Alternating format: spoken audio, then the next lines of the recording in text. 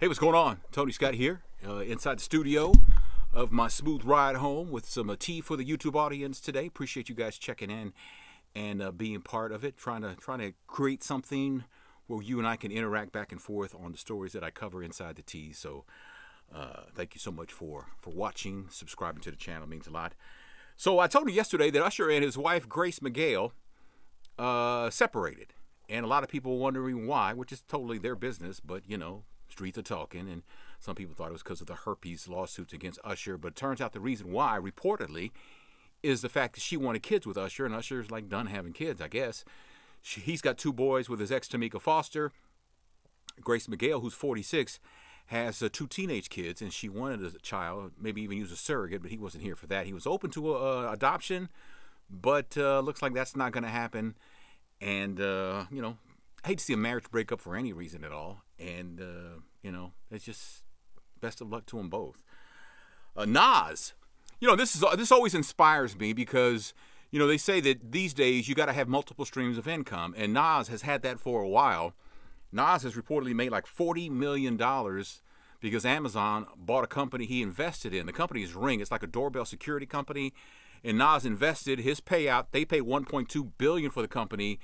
His payout's $40 million, like I said. And he also is an investor reportedly in Lyft, Dropbox, Rap Genius, and SeatGeek. And I love stories like that because, you know, the rap game's been good to him, but that's not the only way he's eating. He's got a venture group that invests in different companies and stuff. So he's got a restaurant, and he's doing really well. And I love hearing stories like that because I just think it's great when you can let your passion, and I imagine his passion at this point, don't know if it's rap, it might be business, but he's enjoying life either way, and I think that's good too. So Carolyn, how you doing? Good to hear from you. Good to see you. Common. Now I don't know if this is shade. I think the only way we can classify this as shade is if Erykah Badu says it's shade. Common was speaking at the University of Colorado in Boulder, and he talked about how when he dated Erykah Badu, he dimmed his light. He says, quote, "I was in a relationship with Erykah Badu. When we did break up, one of the most important things I discovered was that I was scared to wear my greatness." Now, what does that mean? It can mean a lot of different things. I think that he just kind of held back is how I interpreted it. And maybe I'm wrong, but you're more than welcome to comment on that. But some people thought he was like shading her. I don't know, Carolyn. Yeah, I don't know if he shaded her or not. I mean, the only way we know if she was shaded is if she says, "I felt shaded." I don't see that happening, though. They have a great relationship to this day, was my understanding, but I just wondered about that. By the way, all these stories you can get more in detail on the website at krnb.com. Bobby Brown, the miniseries, the Bobby Brown story on BET is adding cast to the production. Mekhi Phifer, Lance Gross, Laz Alonso have joined the cast of the show. Don't know what roles they're going to be playing, but the Bobby Brown story promises to be just as compelling as the New Edition story when it came on. So Carolyn says, I think he was saying that he wasn't all that he could be in the relationship. Maybe so. And if that's the case, if that's how you interpret it, I think actually your interpretation may be better than mine. And so there is no shade. It's just that he wasn't able to shine like he wanted to for whatever reason. Dwayne Johnson is thanking first responders, paramedics, the 911 operator. Apparently there was some sort of medical emergency involving his daughter, and they all came to the rescue, and he was saying how grateful he is and thankful he is that they did show up and help out. So he sent his thanks with that. And what else? Mark Cuban, the owner of the Dallas Mavericks. Now, if you don't know, the Dallas Mavericks the last few weeks have been getting a lot of heat because of sexual harassment on the job, but not from the players, from the front office. And now a woman is accusing Mark Cuban, the owner of the team, of sexual assault at a nightclub back in 2011. Now, he released a statement saying it never happened, and that's all he said. When it was investigated by police back then, police found her version, the woman's version of the story, kind of shaky. They asked Mark Cuban to take a polygraph test. He did, and he passed it. And so they never proceeded with the case. Like I said, Mark Cuban says it never happened.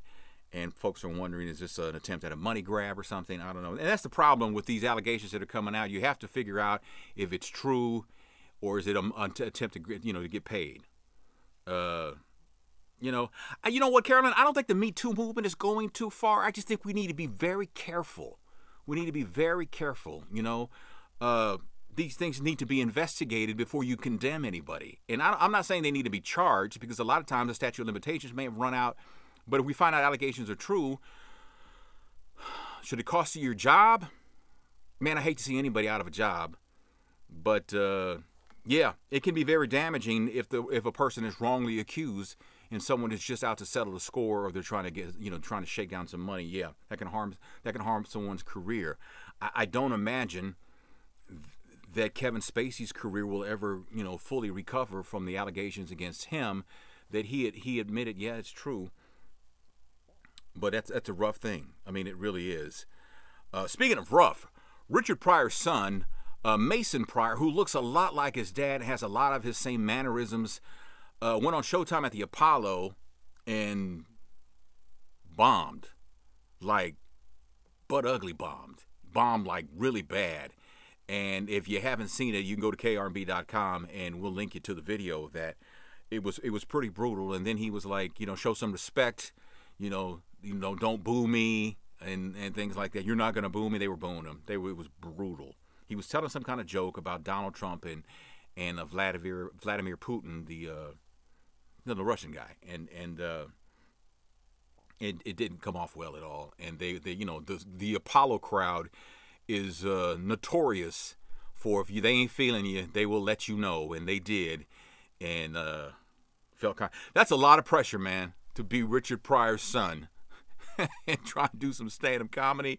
Man, if I were Mason Pryor, if it were just me, not saying what kind of comedy chops he has, if I were Richard Pryor's son, I'd probably be working in IT somewhere, like for Amazon or something, because I would not want, that's a lot of pressure, man. A pro athlete, a singer, and your dad was a legend, things like that. I mean, those are huge shoes to fill. And I just cannot imagine. But, man, I saw the video. I felt bad for him, but I was like, man, And the episode, I believe, airs tomorrow night on Fox, Showtime at the Apollo. Steve Harvey hosted. And Steve, you can see Steve's look, and Steve had a look of horror.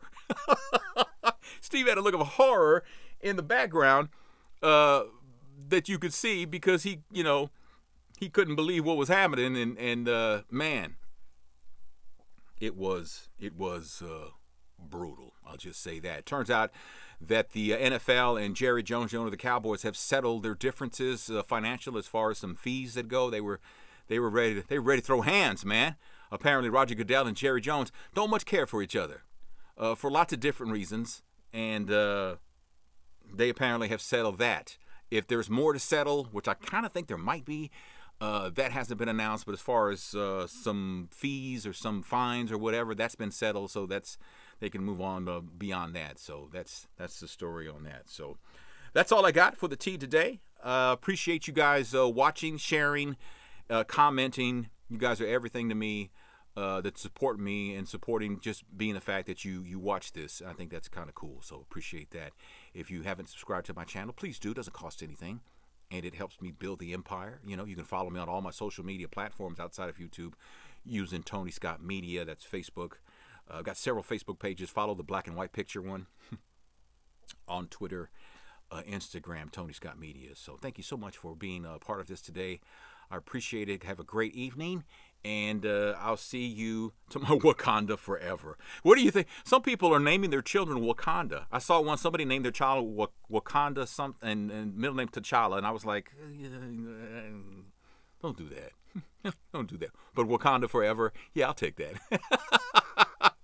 It's too much. I know, Carolyn. That's just too much. But some people, they I don't know about some people, man. Some countries. I think in the Netherlands, maybe Sweden, you have to get government approval to name your child. They have to approve the name because, they said, what, we're not here for any of that. So some countries you got to do that. So, but not here. Maybe we should. Have a great night, everybody, and I'll see you guys tomorrow.